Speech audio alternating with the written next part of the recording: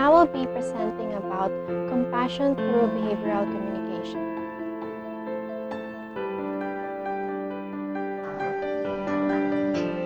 Compassion through behavioral communication. All behavior is a form of communication. Behavior is defined as the way one conducts oneself, especially towards others. It is a version of ourselves communicated. Nursing is a profession of compassion and caring towards other people. Nursing also promotes health. Health that is not limited to physical attributes, but also includes psychological, social, and spiritual areas. As humans, we don't need to be nurses to practice compassion towards our fellows. Everyone has the ability and the duty to do it. Our listeners or receivers in a communication need not to be patients to receive compassion. Ladies and gentlemen, may I present my topic, Compassion through Behavioral Communication, where we will learn how to communicate our compassion through behaviors. Also, the behaviors included are focused on patients and not extensive to healthcare workers. Communication. As nurses are trained to focus on patients primarily. To start, our first main key point is the disruptive behaviors of nurses to their patients that endanger lives.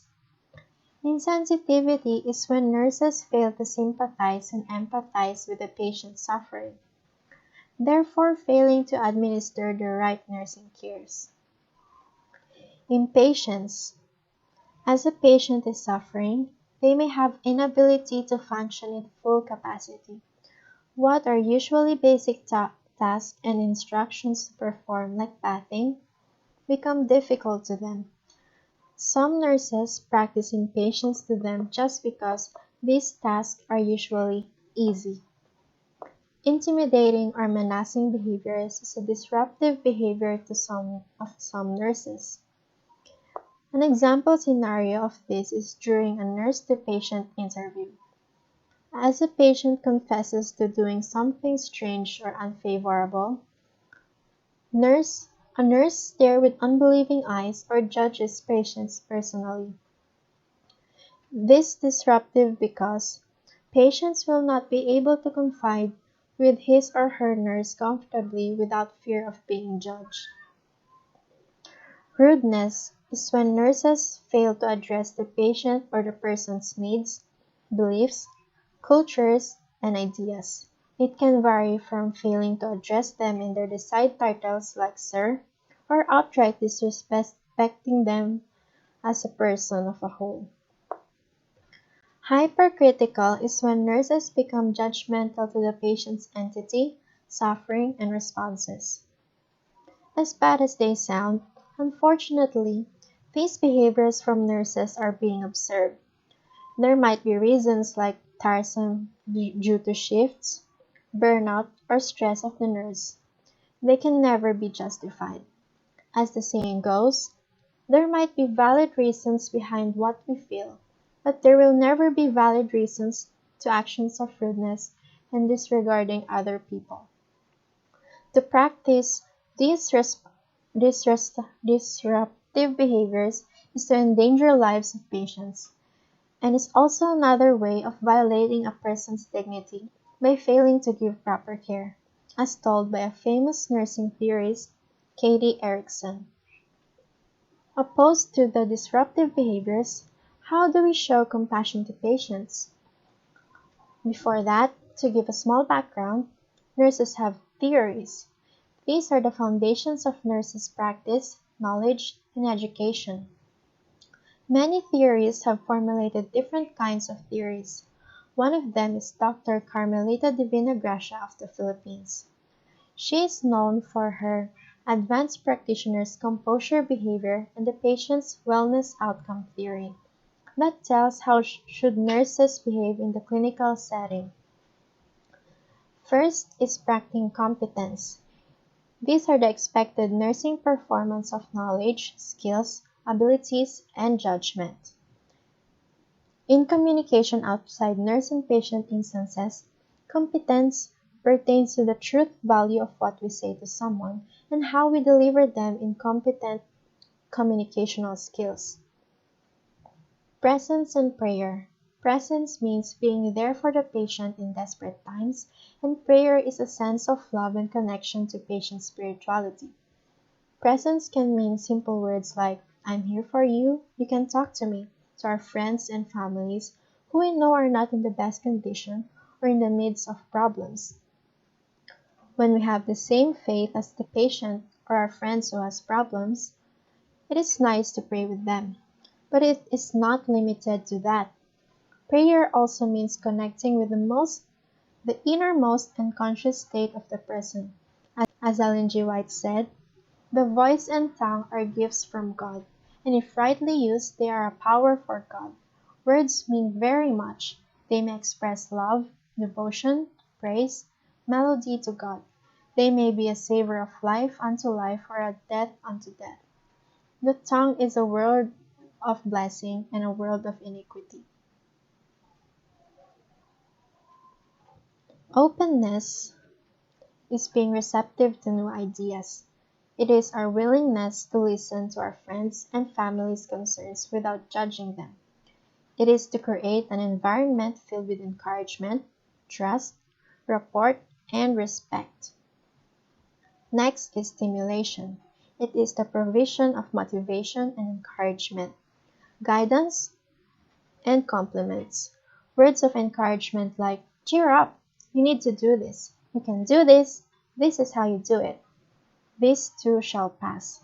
Let's hold on. Offering compliments like, you did great today, you are showing progress and improvement. By this rate, you can overcome it completely. We are here to help you, or let us trust the process. These words are also forms of stimulation. Understanding is having a grasp of the situation of patient to show compassion and concern. It is making the other person comfortable in a relationship, whether it is a nurse to patient or between family and friends. It is also giving chance to the person to ask questions and provide answers. Respect and relaxation. Respect is the acknowledgement of the patient's needs, and relaxation is the allowance of resting period. Respect is calling patients or persons in their preferred name, giving privacy, and offering options in decision-making. Relaxation is giving someone a space of solace, a break, and comfort. Lastly, empathy. It is sensing the patient's inner experience and relating with it. It is encouraging and validating a patient, a friend, or a family member's emotions. Being able to respond, relate, and be aware of others' feelings is a huge step to show our compassion. For the last key point, let us see the effects of these compassionate behaviors. Surely, imparting compassion will build a deep relationship among the persons involved, whether they may be nurse to patient or among friends and family. This relationship is vital to applying care and eventually achieving wellness outcome, which pertains to the holistic health of a patient who received composure behavior. It also provides increase in quality care. Compassion also elevates the human experience in the process of healing. Healthcare fees will also be reduced as compassion hastens the process of healing. This is how powerful compassion and care is.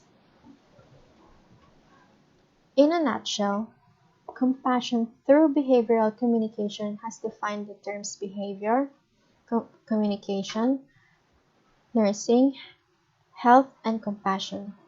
The three key points include the disruptive behaviors of nurses to patients, which are insensitivity, impatience, intimidating or menacing, rudeness, and hypocritical.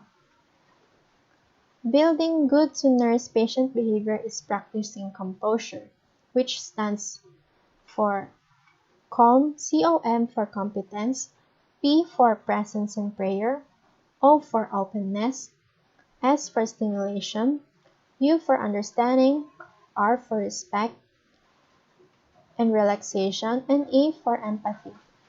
The effects of composure behavior is building good nurse-to-patient relationship, achievement of wellness outcome, increased quality care, increased patient satisfaction and elevation of human experiences, and reduced healthcare costs.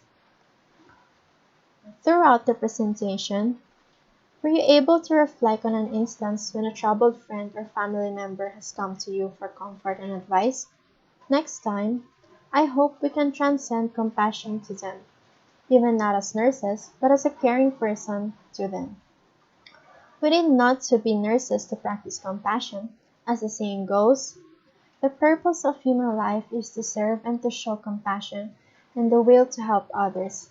Albert Schweitzer. And the Bible also tells us to, to John through John 15 verse 12, my command is this, love each other as I have loved you. This is by showing care and compassion to each one. Jesus loves us in an extraordinary, incredible way. It's up to us to take the love we receive from Him and find ways to bring that love into goodwill into our community by showing compassion through our behavioral communication. That is all. Thank you for listening. God bless.